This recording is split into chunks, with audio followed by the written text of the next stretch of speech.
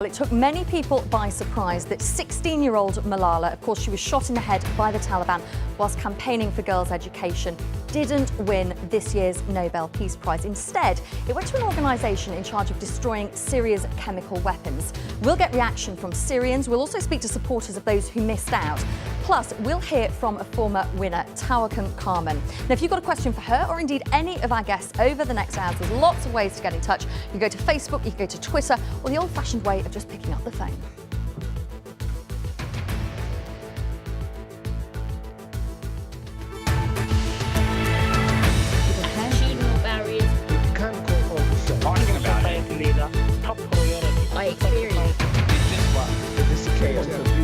People are going to want to know. Let me say something.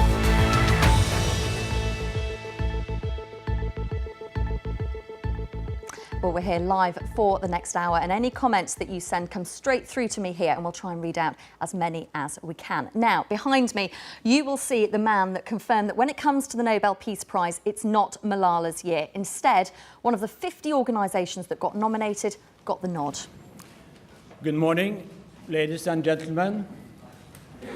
The Norwegian Nobel Committee has decided that the Nobel Peace Prize for 2013 is to be awarded to the Organization for the Prohibition of Chemical Weapons, OPCW, for its extensive work for eliminating chemical weapons.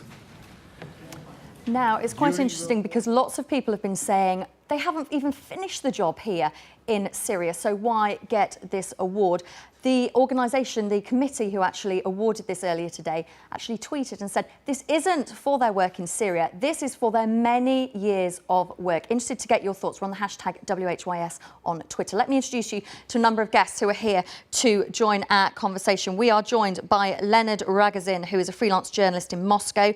Mike Harris is from the Index on Censorship. He's in London. That's a freedom of speech magazine. And also Jean-Pascal Zanders, who is a chemical weapons disarmament expert who joins us from France. Jean-Pascal, first of all, your reaction to not only an organisation getting this award, but the OPCW? Well, obviously, I have been working in the field of chemical and biological weapons disarmament since 1986, and I think it's a great reward to go to an organization that for most of the time has been doing its work in relative obscurity. It's an organization known to a number of experts and diplomats, but not to the large public until, of course, events in Syria. I think it's a reward that goes for its efficiency to eliminate most of the chemical weapon stockpiles across this planet. And of course, now in Syria, it's going to undertake one of its most complex and difficult tasks ever.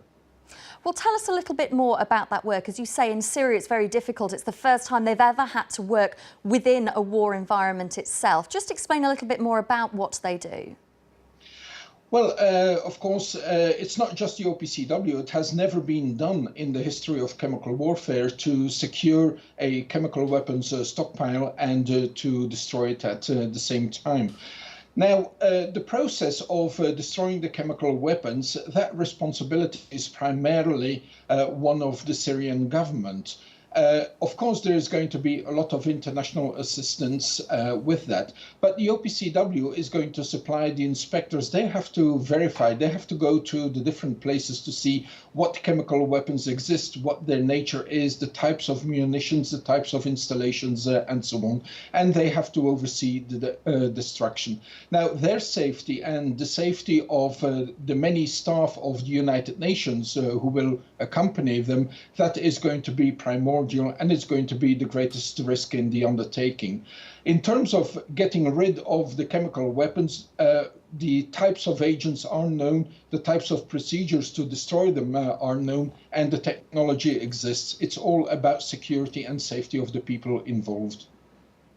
Do stay with us, Jean-Pascal. In a moment, I will bring in another guest, but I'm pleased to say that Tawakkol Carmen now joins us. I do appreciate you joining us on World Have Your Say. Of course, former winner back in 2011. I know you've rushed to join us today, so I'm very grateful to you. First of all, just your reaction to the fact that the award has gone today to an organisation rather to an individual, or as in your case, 3 individuals. First of all, thank you for this interview. Really, I was expecting that Malala Yousafzai will be honored, will win this prize, the Nobel Peace Prize. It was. Really, I didn't expect that another organization will take it, but even with the OPCW, I congratulate them. The goal of OPCW is very important to prevent the chemical weapons. The chemical weapons is very dangerous against humanity, and I encourage OPCW to continue their role on preventing and removing the chemical weapons from all over, all around the world. They have a great goal, and they have to implement this goal around all over the world. And also, from another hand, I think it's a message for the chemical weapons which is in Syria. And I think the people in Syria, they've been killed not just from the chemical weapons, they've been killed from the conventional weapons. Bashar al-Assad killed more than 100,000 people from conventional weapons, and he continues killing people inside Syria without just using chemical weapons. So I encourage OPCW, I encourage all international community to focus in Syrian people, not just from the eye of the chemical weapons, but from all the criminals, all the criminals things that used by Bashar al-Assad and its regime. Well, Tawakkol, I want to introduce you to Mike Harris, who also joins us from the Index on Censorship, joining us from here in London. Mike, do you think that this award really goes back to the heart of what the Nobel Peace Prize is all about? It's about an organisation that's going towards peace. There has been some criticism, if it had have gone to Malala, for example, as we heard before, that's not really the heart and the real thought of what this award is about. Well, I think similar to the award of Barack Obama, this is the Nobel Peace Prize Committee signalling the world as they'd like it to be, rather than the world as it is. And I think there's an argument to be made that in a year's time, if Syria had have been disarmed of its chemical weapons, that this organisation deserves the award.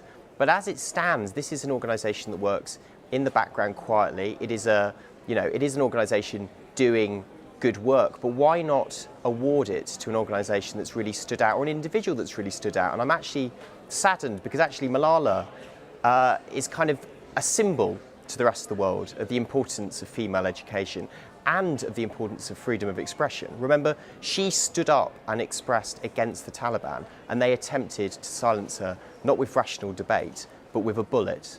I mean, the other person that should have been recognised, I think, if not Malala, is Ludmila Alexeyeva from the Moscow-Helsinki Committee, who is the grandmother of the Russian human rights movement. We've got the Winter Olympics in Russia just around the corner, and the Moscow-Helsinki group has been under incredible pressure, as has the whole of Russian civil society.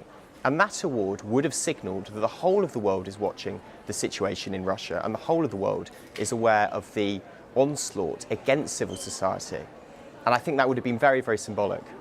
Well, we will be going to a guest in Russia in a few moments' time to take up that point. But first of all, let's see how the OPCW reacted to that announcement. The recognition that the Peace Prize brings will spur us to untiring effort, even stronger commitment and greater dedication.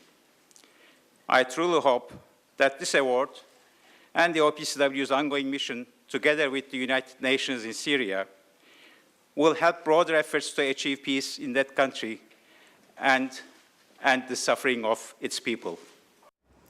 Well, let's cross now to World Have Your Say's Nuala McGovern. She is a good 7 floors or so above me, up on the 5th floor of New Broadcasting House, where many of the BBC's language services live. And she's there with BBC Arabic, I understand, Nuala. I am indeed. I'm going to be speaking to BBC Arabic, BBC Russian and also BBC Urdu. Interesting to hear Mike Harris speak there that he felt the award should have gone to the Russian grandmother, as he called it, of human rights. Well, let's speak with Hadia Al-Alawi. A lot of reaction coming in from your listeners and viewers, particularly Syrians. Yes. What's interesting is we got a lot of reactions from audience, not much from the government. We haven't heard anything from the Syrian government or the opposition, no reactions whatsoever. But from the audience, we got a lot of interesting comments. There's generally mixed feelings. Some of them are saying, you know, they're acknowledging what the organization has done in Syria and they're saying it's well deserved. Some of them have disregarded it and said they haven't done enough and that the Syrian government has had weapons for 50 years, chemical weapons for 50 years, so why are they acting on it now? It's a little bit too late.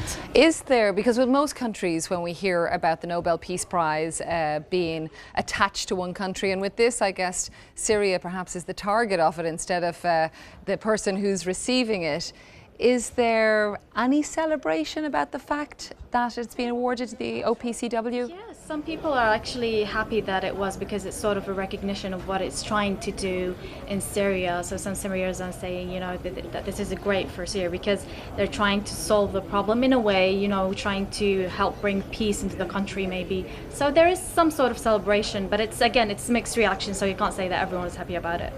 It's interesting whether it is too little, too late, or indeed well-deserved since it was established in 1997. Well, come back to me in a few minutes and we will speak to our colleagues in BBC Russian. Taukul, I wonder if you want to pick up on the point there that Hadia made, that some people are getting in touch saying actually the OPCW simply hasn't done enough to win this award. As I told you, it's the rule of OPCW to remove the chemical weapons from all over the world. So we need world without chemical weapons. We need world without weapons who killed people. We need world without weapons with the dictators who killed their people and their dreams on dignity, freedom and democracy. The important thing then removing the chemical weapons from Syria, because this is, yes, the award, the committee gave this award to the OPCW for all its history and removing chemical weapons, but it's also include their rule in Syria. This is very clear to anybody. But the most important thing then removing the chemical weapons from Syria is achieving peace in Syria. Is the successful of Geneva II. I call all the people inside Syria to go to Geneva II to participate on deciding the future of Syria, on deciding the transfer of power without Bashar al-Assad. We need Syria without Bashar al-Assad. We need Syrian people to achieve their dream with the democracy, with freedom, with peace, with dignity. So this is, I think, this message is very important from Syrian people, from people in Arab Spring. It isn't well, Taukul, I know that you're going to stay with us for the next half an hour, and if you've got any questions wherever you're watching around the world, you can go to facebook.com/World Have Your Say or tweet us using the hashtag WHYS. AJ has got in touch from Delhi, has picked up the phone and called us. Malala was nominated basically for being shot. Many people do more than her and have achieved more for her than peace. No, I am talking about it. Let me say something. No, I am talking about it. Let me say something.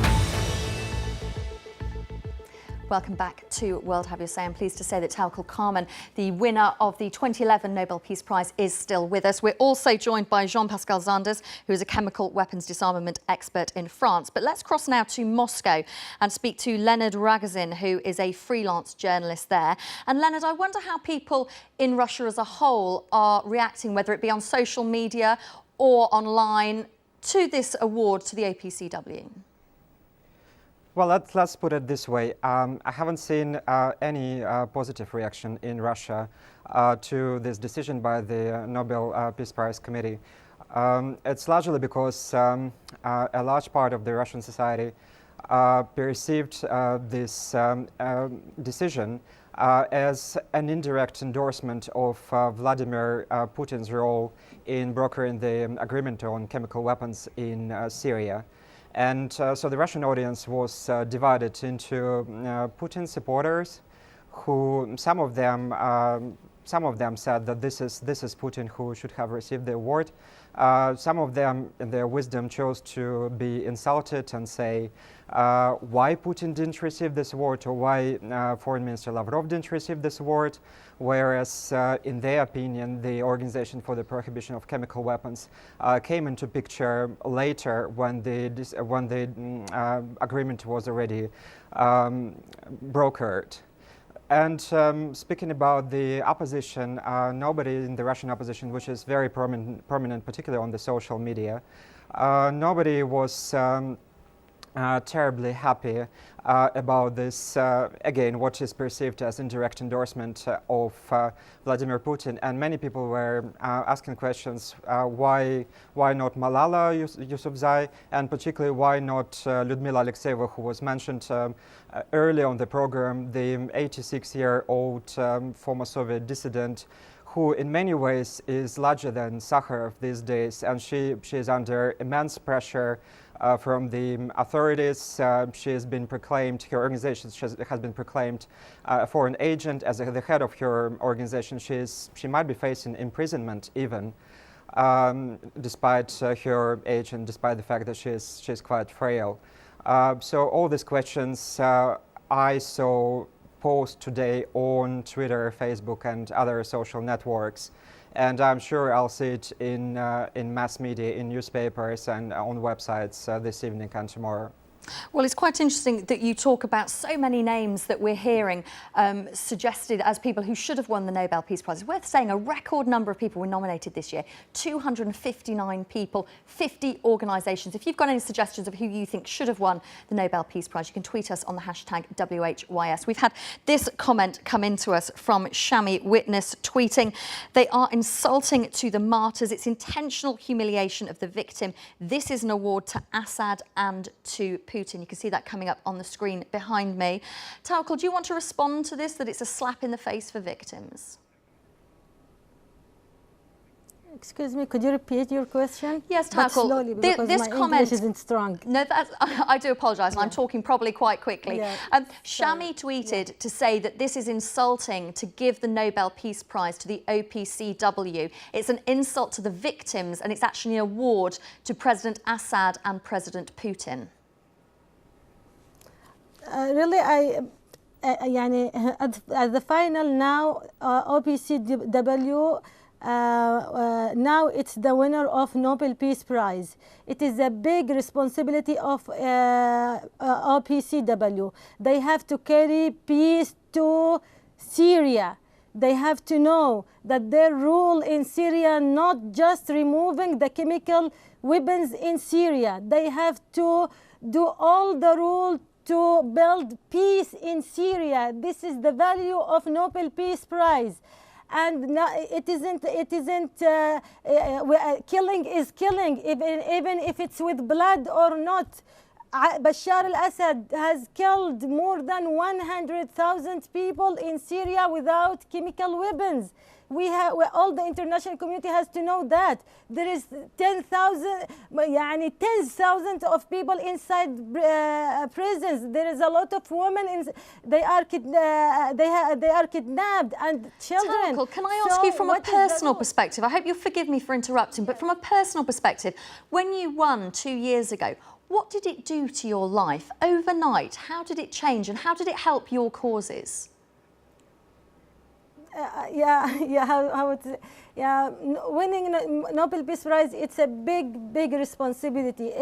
I win Nobel Peace Prize. It's for the value that I carry, and which is the value of youth and women in Arab Spring carry, which is the values of dignity and freedom and democracy, and which is the value of using peaceful way to remove the dictatorship. So I was very happy that these values win with me. It's a big victory for me, for for the youth in Arab Spring, for women. It's a big victory for us, and also it's a big responsibility. This is why I'm telling now my colleague, which is OPCW, it's a big responsibility for you now to build peace in Syria. Don't see to the weapons as just chemical weapons. Bashar al-Assad is using all weapons, all kind of weapons to kill youth and women and people in Syria. It's interesting that you're talking about that big responsibility, because a lot of people have been saying that if Malala at the age of 16 had indeed won this,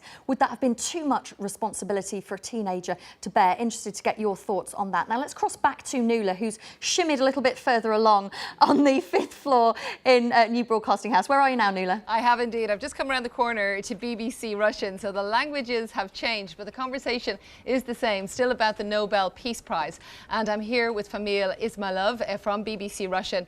And we heard just a little bit earlier from one of our guests, Famil, that they wish that it had gone to the Russian activists for human rights. Tell our listeners a little bit about them and whether your audience is also disappointed. Well, out of 3 of them that were mentioned as a nominees, Lyudmila Alexeyeva is the most formidable. She's a matriarch of Russian human rights activism.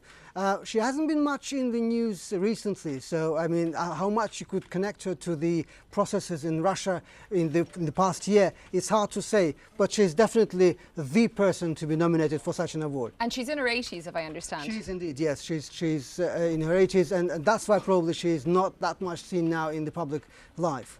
So she was passed over, as were 2 other human rights activists. And of course, Mr. Putin, the president of Russian Federation. And that's actually where the lots of things happen, lots of attitudes change, because people think that even before the chemical experts came to Syria, they actually came to Syria thanks to Mr. Putin, and that's why he should have been given the award. It's interesting, isn't it? And many have said that he was a controversial choice, though many people supported it.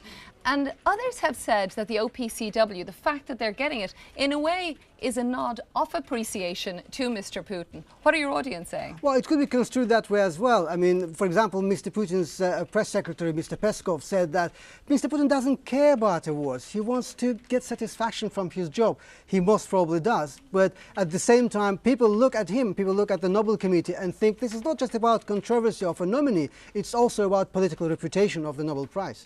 Very interesting. Thanks very much, Famil. Well, we're not done yet. We'll go to BBC Urdu, so come back to hear from them. Well, we're going to take a quick break, but we are going to carry on talking. Tawakkol Carmel is staying with us. You can use the hashtag WHYS if you've got a question for her. We'll take a quick break and then we'll carry on talking in the next few minutes.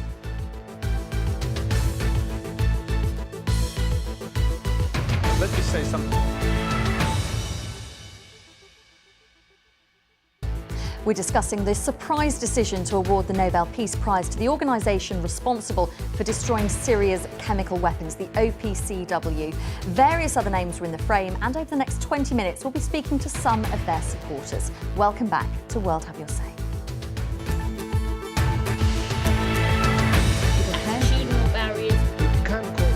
Talking about it. I experienced.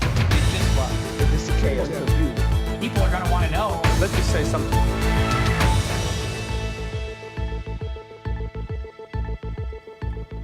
Well, thanks for being with us. So many of your calls coming in from India, Nigeria, Bangladesh, Pakistan, Mauritius. Thank you for getting in touch. Now, if you look behind me, there are pictures of some young school children. Unfortunately, those pictures aren't coming up right now, who are praying in the Swat Valley.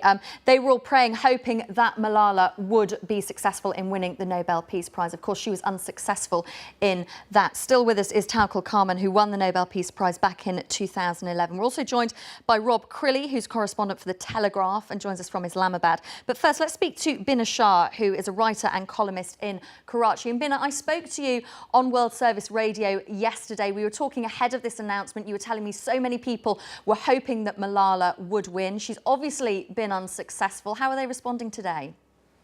They're disappointed. They really did hope to see this go all the way for this courageous young girl who's really brought a lot of recognition to Pakistan, a lot of awareness and a lot of understanding now about some of the major challenges that we face. Rob Crilly, how do you think people are responding in Pakistan? Is there a sense of disappointment, or is there actually a sense that maybe it's all a bit too much for a 16-year-old? Yeah, I mean, I think Bina describes one Pakistan. I had a stringer up in Mingora, Malala's hometown today, who found a very different Pakistan, a Pakistan which was suspicious of Malala, wondering why she's recuperating in Britain. Is she an agent of the West? How did she get a visa so fast? So there, you know, there was actually a degree of satisfaction that she hadn't won.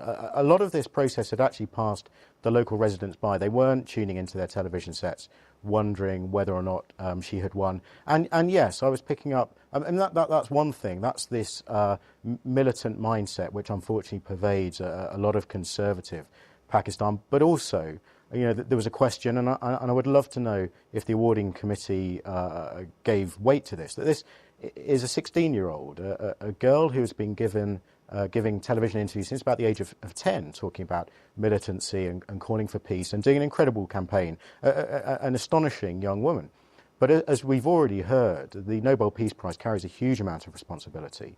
And at the age of 16, having been through so much over the past year, I think some of the people I've been speaking to have rather thought, wouldn't it be nice for her to enjoy the last few years of teenage life? This is a brilliant young woman who's going to be a public figure one way or another. She'll have other opportunities to win the Nobel Peace Prize.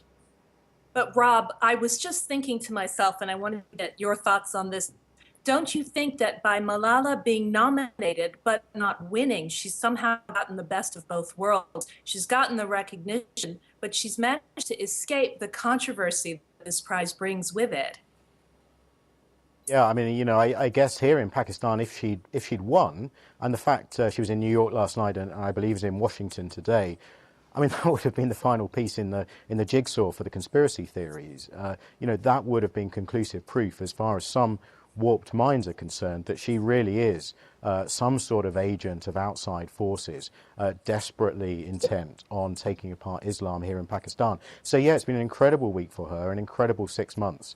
So maybe this gives her a chance now to get on with her education. She'll continue her campaign. So, you know, yeah, I agree with you, Bina. Maybe she has got the best of both worlds. And although I have to say, I would have liked to have seen her lose to a worthier candidate, whether Denis Mukwege in Congo. I mean, I think the award today looks rather shabby and rather political. I think the awarding committee is making a point, and it's I don't like it. Robert, there was a lot you talk about that. Sorry to interrupt, Bina, because we will be speaking to some people in DRC to talk exactly about that man, gynecologist. If you're not aware of his story, we'll tell you shortly. But first, let's take this video from Zara Pir Mohammed. She's the blogs editor of the Express Tribune in Karachi and sent us this video.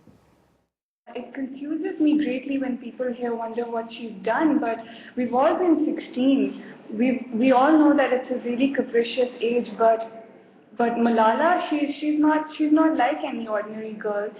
I am disappointed that she didn't win, but do I think that this is the end for her? Absolutely not. I'm not without hope. I know that she'll continue to make headlines, and I know that she'll continue to work for her cause. And maybe Rob Crilly was right. Maybe she does need time to focus on herself, because she is, at the end of the day, just a young girl. But I wish her all the best for her noble cause, and I hope she brings Pakistan a lot more pride. Well done, Malala. Rob, I saw you smiling and nodding to that. Do you want to respond?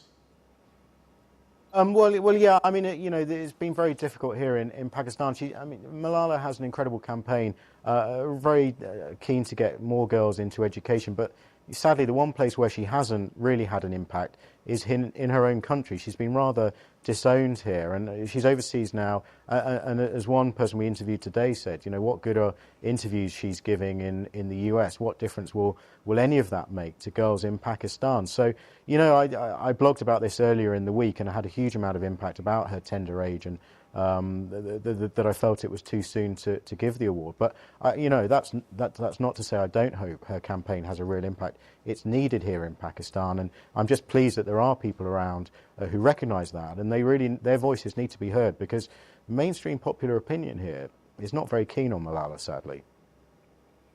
I have to disagree with what Rob's saying in terms of her impact. I think that she's had huge impact on the people that needed her voice the most, and that is the little girls of Pakistan. We were discussing this yesterday, that since 2011, enrollment of girls in schools in the Swat Valley has gone up from 34 to 50%. And that is a huge, huge change. And I do see this as being just the start, as Zara mentioned in her video response. This is the start of a turning tide. This is the start of a change, bringing awareness that girls have the right to education and that depriving them from education is actually detrimental to Pakistan. I think that the people who are being very vocal about Malala in a negative way, I do find that they are not the majority. They are a vocal minority. And I think that most people in Pakistan, they're being quiet, they're being cautious. They do have legitimate grievances against the West. To conflate those with Malala's struggle is something that people are just starting to realize may not be the best way of viewing this entire episode. And I do think this is a fluid situation that will change with time. Let me bring you this comment which has come into us. Akukwatsi in Kampala has emailed the BBC saying, I think the Nobel Peace Prize should be given to individuals who've done something extraordinary and not to organisations which are just doing the job that they were set up to do. Tawakkol, do you think that is a fair criticism? Certainly if you look at the likes of Malala, an individual, many people would say an incredibly inspirational young woman. I think anyone who fight for peace, for freedom, for democracy, for fighting dictatorship, for fighting corruption, they deserve Nobel Peace Prize, even they are individuals or NGOs. But I prefer to give it to individuals more, because the individuals give inspiration for people around the world. Regarding to Malala Yousafzai is a hero. Malala is my hero, is our hero, is the hero of all the people who fight and who dream for a good future for girls, especially in education, for a good future for the world, with empowering girls and women. Malala wins the love from all people around the world. And Tawakkol, I think there's no arguing that, quite frankly, Malala just speaks so eloquently and far older than her 16 years. Now let's head back over to Nuala from World Have Your Say, who is on another part of the 5th floor. Who are you with now, Nuala? I am indeed. I am now at BBC Urdu. I've crossed over across the floor. And here with me, I have Mavish Hussain, who's been monitoring reaction all day to the fact that Malala Yousafzai did not win the Nobel Peace Prize. So what have people been telling you? Well, I mean, there's been so much reaction. We've had more than 100 comments on our Facebook page within the hour, and it's a mixed bag. There are people, who have some negative things to say, but mostly people are so proud of the fact that, this young girl was a serious contender for the Peace Prize, and, they think that it's just an honor that she actually was, even considered for the prize. And her hashtag Malala for Nobel Prize has been trending trending since yesterday. So she's been on Twitter. There's been a reaction from politicians, from people like Imran Khan, and also interestingly, former Prime Minister Benazir Bhutto. Her children have been tweeting about Malala quite a bit. In fact, her son Bilawal Bhutto has gone to the extent of saying Malala for Prime Minister. So, which is incredible, yeah. And that they came out and really took a stand in that way. But you were telling me it's been an incredible week for Malala Yousafzai. Absolutely. Her book has been published. We've heard her hopes and her dreams, and also she's even left one broadcaster speechless, Jon Stewart, on the Daily Show. But what about, you were telling me about the Swat Valley where she's from. There's been some tangible results there in a way that's not the Nobel Peace Prize, but perhaps a lot of reaction to that. I think so. I think in fact it's been in a way it was a more important thing than the Peace Prize, that all her struggle for education is bearing fruit from in the region that she's from, because our reporter has sent in a report today in fact about how children enrollment in Swat Valley has increased a lot over the last few years. Even though schools have been destroyed, but they've made up temporary schools, and children, especially girls, are also enrolling every year. The number is increasing. So, I think that's a much more important thing in some ways than winning a prize. Well, thank you very much, Mavish Hussain from BBC Urdu. So that's my last stop this hour, Chloe, but we'll continue the conversation, facebook.com/World Have Your Say. Well, lots of people have been talking about Malala, but there are other people, obviously, who are named as inspirational people who perhaps should have won the Nobel Peace Prize. We heard Rob Crilly mentioning a Congolese gynecologist a few minutes ago. I'm pleased to say that we are joined now by Dr. Denis Mukwege's personal friend. He is Movember Fezo Dizaleli. He's fellow at the Hoover Institution and, as I say, is a personal friend of Dr. Mukwege. Thank you for joining us on World Have Your Say. Movember, for people who aren't familiar with this man's work, just explain a little bit about what he does. Thank you very much for having me, Chloe. Dr. Mukwege is a gynecologist. He, since 1998, he opened a hospital in Bukavu where he's been treating women who have been victimized through rape by militias. To put this in context, Eastern Congo has been in the grip of a war, of conflict, since 1997. And rape as a weapon of war is an important arsenal of these militia groups. They rape women, not in a traditional way, but typically they insert objects into women's genitalia, whether it be weapons, bayonets, sticks, and other. So pretty much they're bent on destroying women's capability to reproduce. This has been going on for years now, since 1997. And just to use the case of Dr. Mukwege alone, he has treated more than 30,000 women. So that's the context in which he works. I think he was probably most deserving of this prize because he really epitomizes the essence of the Nobel Peace Prize, but also humanity. When you visit the Panzi Hospital, you're struck by two things. One, you feel ashamed of yourself for being human, since that this world is not doing anything and still tolerating this kind of atrocities in the 21st century. And then two, you're very impressed by the level of commitment and selflessness of Dr. Mukwege and his staff. And he operates from an incredibly small hospital, doesn't he, with not a lot of funding? Correct. So the Panzi Hospital, Chloe, it's a very small hospital. It's world-renowned, but it's relatively small. And it's not a great infrastructure. So they work basically counting on donation from churches and individuals around the world. And it's even much more upsetting in the sense that all this violence that I'm talking about, the destruction of women, is happening in the shadow of the world's largest UN mission, which is spending about $1.5 billion a year. For me, when I look at Dr. Mukwege, I'm thinking of the likes of Dr. Albert Schweitzer, people like Desmond Tutu, people like Nelson Mandela. People really shame us as humanity for falling way, way short of our ideals as human beings. Movember, do stay with us, and we're going to take a quick break, but we will hear videos which have been sent in from people, Congolese people, talking exactly about this incredible man from DRC. So do stay with us, and then we'll carry on talking in the next few minutes. No, I am talking about it. Let me say something.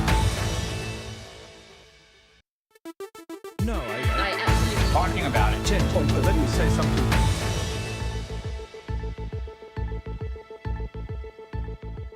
Welcome back to the programme. I'm sorry to say that Tamikal Carmel has had to leave us, but we're very grateful for the time she has given us today on World Have Your Say. So many of you getting in touch with us from around the world. Carolyn in Uganda has tweeted, of course the OPCW shouldn't have won. The Congolese doctor deserved the NPP. Akot in South Sudan on Facebook says Vladimir Putin should have won. He was working tirelessly against the nuclear threats and he's also trying to stop wars in Syria. You can tweet us using the hashtag WHYS with your thoughts. But just before the break, we were talking about the work of Dr. Denis Mukwege, and we've received this video from Kinshasa. My name is Jerome Sangoa. I am a civil servant living in Kinshasa. About Dr. Mukwege, he is a compatriot, and he is here for the cause of humanity. He has greatly helped the girls and the women who are victims of violence in the war in Congo.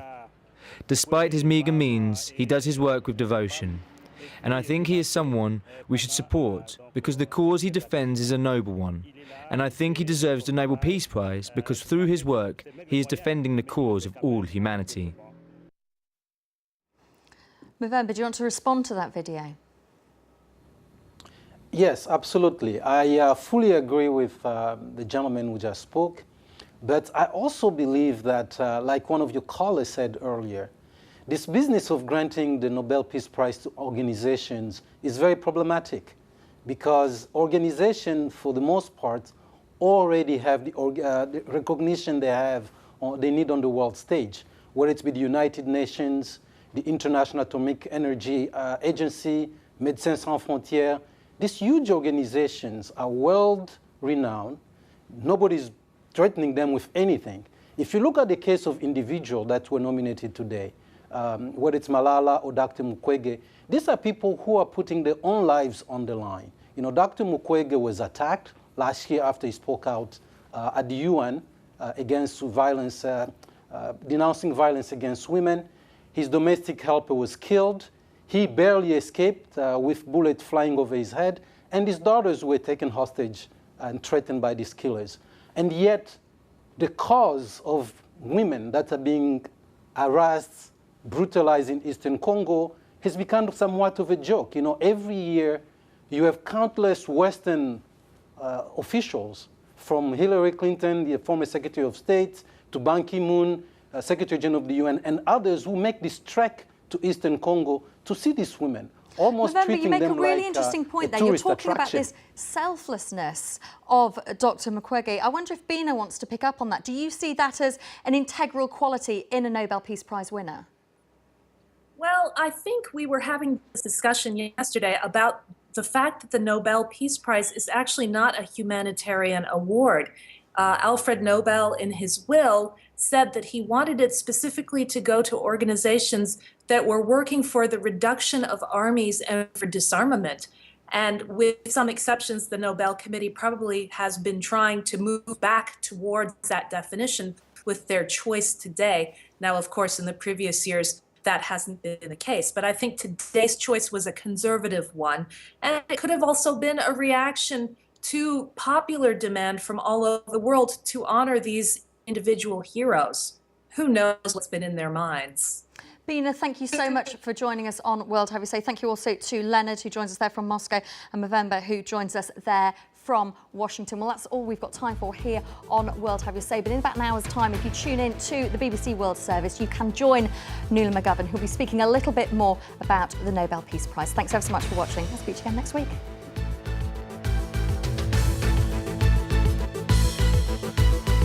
Let me say something.